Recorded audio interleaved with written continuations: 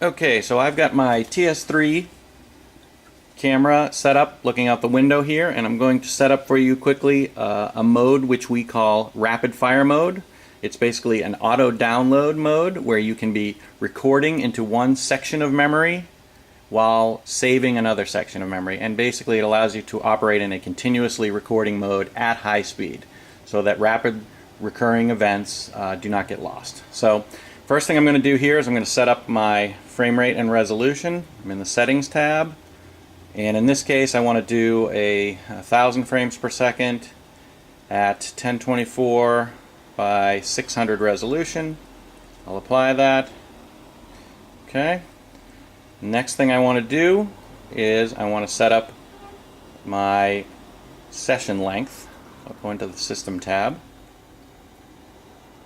here, and under Storage I will set my session length. In this case I want my recordings to be about 3 seconds long. That in this case is 1.75 gigabytes per session.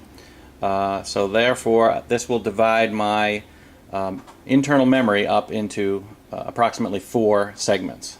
So that's good. And the next thing I will do is I will enable the auto saving, and I'm going to in this case save the partition captures, which is our raw proprietary cap file, which is the fastest of the save options, and I'm going to save that directly to the internal SSD, again because the built-in SSD is the fastest save function that we have. Okay, so once I've enabled this, I can escape out of the menus. When I arm the camera, you can see that my 3-second partition, the first partition, is now overwriting itself, waiting for a trigger. In this case I've got the trigger set to the end, so that after I see an event that I like, I will trigger the camera. It will then automatically start saving that partition, and I will have moved on to the next partition or session so that I can still be recording a second session even while the first one is downloading.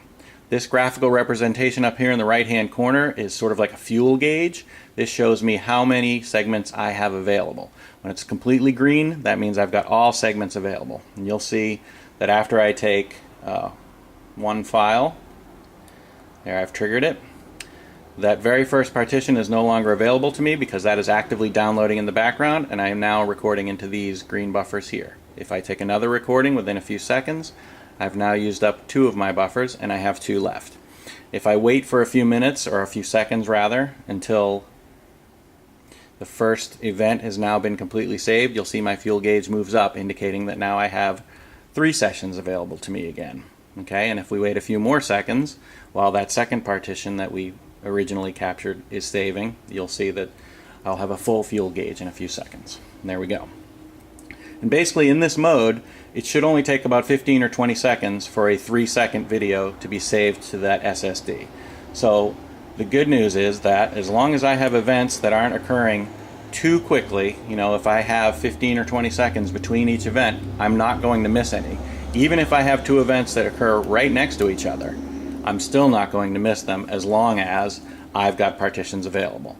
So every 15 or 20 seconds, I've got another partition available to me. So in this mode, you can see that as long as you don't have 4 events that happen within 15 or 20 seconds, you'll be able to continuously record.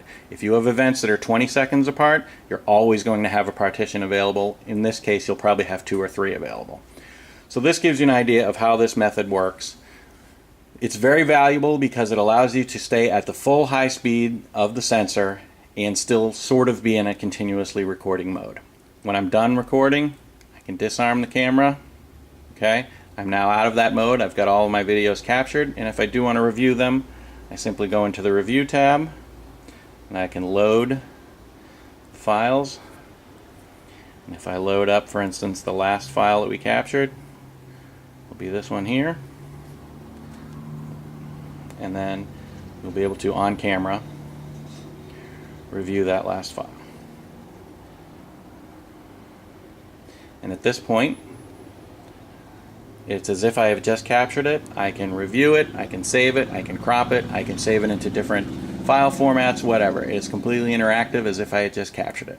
So that, in a nutshell, gives you a quick idea of how to set up and use the auto download, auto save feature together with session length, effectively what we call the rapid fire mode.